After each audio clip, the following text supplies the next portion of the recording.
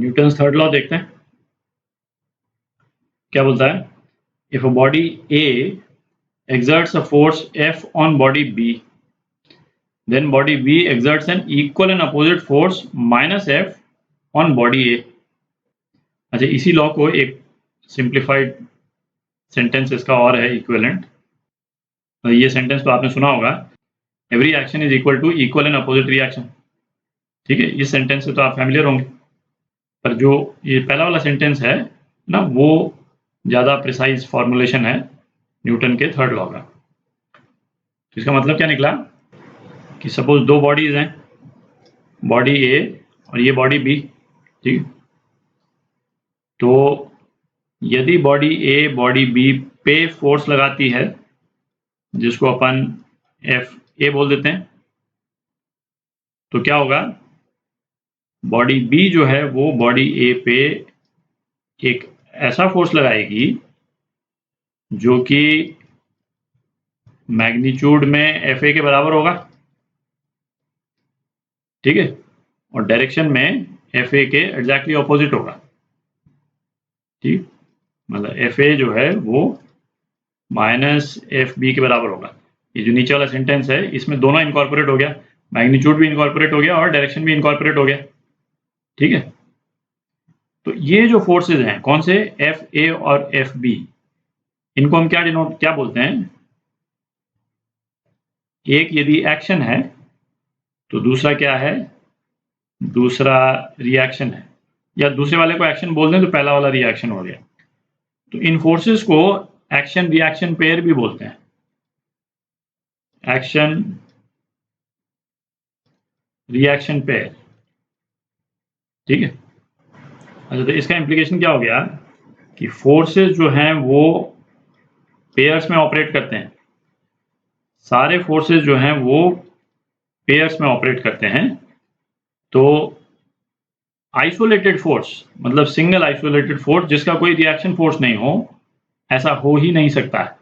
ठीक है, तो इसको मैं लिख सकता हूं कि isolated force does not exist. मतलब किसी बॉडी पे कोई भी फोर्स लगेगा किसी भी मीडियम के थ्रू, तो वो बॉडी एज अ रिएक्शन वो फोर्स जहां से भी आ रहा होगा उस पर एक फोर्स लगाएगी, और वो फोर्स इक्वल एंड ऑपोजिट होगा। ठीक है, तो विजुअलाइजेशन के लिए है ना, कुछ सिंपल एग्जांपल्स देखते हैं। तो इस वाले डायग्राम में जैसे आप देखें कि कोई जो है वो दीवार के अगेंस्ट में उसको पुश कर रहा है। ठीक है, तो इसमें बॉडी ए क्या हो गई, जो ये आदमी पुश कर रहा है ये बॉडी ए हो गई। बॉडी बी क्या हुई, दीवार जो है बॉडी बी हो गई। ठीक है, और इस आदमी ने जो दीवार को पुश किया वो फोर्स कौन सा हो गया, एफ ए। जो यहाँ पे जो एफ ए है वो आदमी ने दीवार को पुश किया, और दीवार ने फिर आदमी को पीछे की तरफ पुश कर दिया, और ये फोर्स क्या हो गया, एफ बी। एफ ए और एफ बी दोनों एग्जैक्टली इक्वल है मैग्नीट्यूड में, और डायरेक्शन इनका अपोजिट है। एक और एग्जांपल देखते हैं। अब इस वाले फिगर में आप देखें, ये आदमी जो है वो दीवार को पुल कर रहा है। किससे पुल कर रहा है, किसी रोप के थ्रू पुल कर रहा है। ठीक है, तो आदमी जो है बॉडी ए हो गया, और दीवार क्या हो गई, बॉडी बी। ये जो रोप जो है ये केवल जो फोर्स जो लग रहा है दीवार और आदमी के बीच में उसको ट्रांसमिट करने का एक मैकेनिज्म है। ठीक है, तो अब ये पुल कर रहा है ना, इस वाले केस में क्या है, ये आदमी पुल कर रहा है। तो ये यदि पुल करता है एफ ए फोर्स से, दीवार को इसने एफ ए फोर्स से पुल किया, तो दीवार भी इस आदमी को इस डायरेक्शन में एफ बी फोर्स से पुल करेगी। ठीक है, अच्छा, ये आपने ये वाला तो खैर एक्सपीरियंस किया ही होगा। आप दीवार को पुश करते हैं तो दीवार आपको पुश बैक कर देती है, पर दीवार आपको पुल करती है, ये मतलब इंट्यूशन वाइज उतना बहुत ज़्यादा स्ट्रेट फॉरवर्ड नहीं है, बट आप जोर से यदि दीवार को यदि पुल कीजिएगा तो दीवार आपको खींच लेगी अपनी तरफ, है ना। आपने नोट किया होगा कि यदि आप जोर से पुल करेंगे तो दीवार जो है आपको पुल कर लेगी, आपको आगे मूव करना पड़ जाएगा। अच्छा, ये जो एक्शन रिएक्शन पेयर्स की जो अपन ने बात की, इनके दो कैरेक्टरिस्टिक्स और हैं। है ना, उनको भी देख लेते हैं एक बार। तो ये जो है वो दो कैरेक्टरिस्टिक्स और हैं एक्शन रिएक्शन पेयर की। पहली कैरेक्टरिस्टिक क्या है, action reaction pairs act on different bodies. इसको मैं अंडरलाइन कर देता हूँ। हालांकि ये जो स्टेटमेंट जो है इसमें बिल्कुल क्लियर है कि दो बॉडीज इन्वॉल्व हैं, पहले ने दूसरे पे फोर्स डाला फिर दूसरे ने पहले वाले पे फोर्स डाल दिया, ठीक है। तो एक्शन यदि बॉडी ए पे है तो रिएक्शन बॉडी बी पे होगा, ठीक है। ये चीज ध्यान रखें, सेम बॉडी पे एक्शन रिएक्शन पेयर नहीं होते हैं। अच्छा, ये स्टेटमेंट जो है वो कई बार बहुत ऑब्वियस नहीं होता है। अपन आगे जब एक नॉर्मल फोर्स और ग्रेविटेशनल फोर्स वगैरह देखेंगे, वहां पे एक एग्जांपल देखेंगे जहां पे यहाँ तो जैसे बिल्कुल ऑब्वियस लग रहा है कि वॉल अलग है और ये बॉडी अलग है, एक्शन रिएक्शन पेयर जो अलग अलग लग रहा है, बट कई बार बहुत ऑब्वियस नहीं होता है। अपन इस टाइप के एग्जांपल देखेंगे, है ना, जहाँ बहुत ज़्यादा क्लियर नहीं होगा। पर ये चीज़ ध्यान में रखें, है ना, action reaction pairs act on different bodies. और दूसरा क्या, type of force. Type of force in the action reaction pair is the same. मतलब क्या निकला, तो एक्चुअली अगले वीडियो से हम कुछ 4-5 तरह के टाइप ऑफ फोर्स जो है वो देखेंगे। तो उसमें जैसे एक फोर्स क्या हो गया, टाइप ऑफ फोर्स जिससे आप फैमिलियर हैं, वो मैं अभी जैसे एग्जांपल के लिए मैं ले लेता हूँ।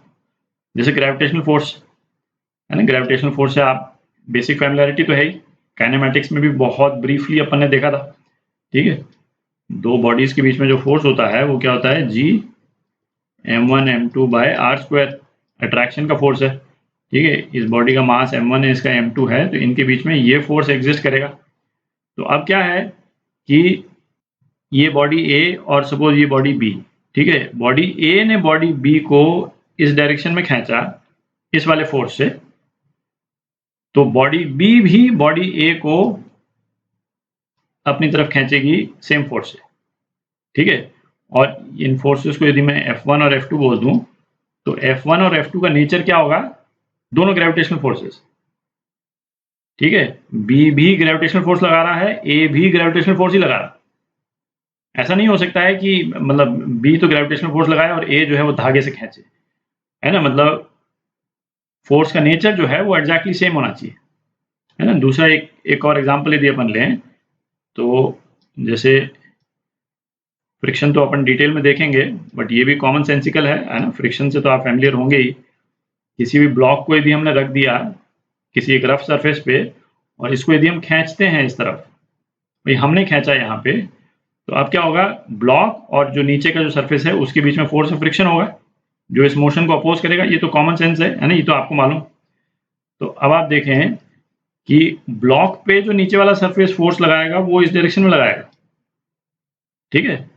और ये ब्लॉक नीचे वाले सरफेस पे जो फोर्स लगाएगा वो इस डायरेक्शन में लगाएगा। वो एक अलग बात है, नीचे जमीन है तो जमीन मूव नहीं कर सकती है, पर ऊपर वाला ब्लॉक नीचे वाले सरफेस को इस तरफ खींचेगा तो है ही, है ना। यदि ये नीचे का ब्लॉक भी एक्चुअली एक ब्लॉक ही होता तो हो सकता है खींची जाए, ठीक है। इस तरह के एग्जाम्पल तो अपन बाद में देखेंगे, पर पॉइंट केवल ये है कि इसमें जो एक्शन रिएक्शन पेयर है वो क्या हुआ,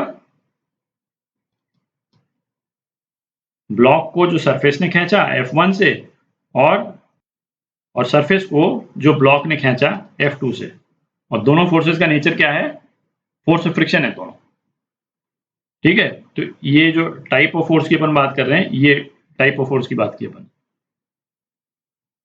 ठीक। तो इन पॉइंट्स को ध्यान में रखें न्यूटन्स थर्ड लॉ के रिस्पेक्ट में।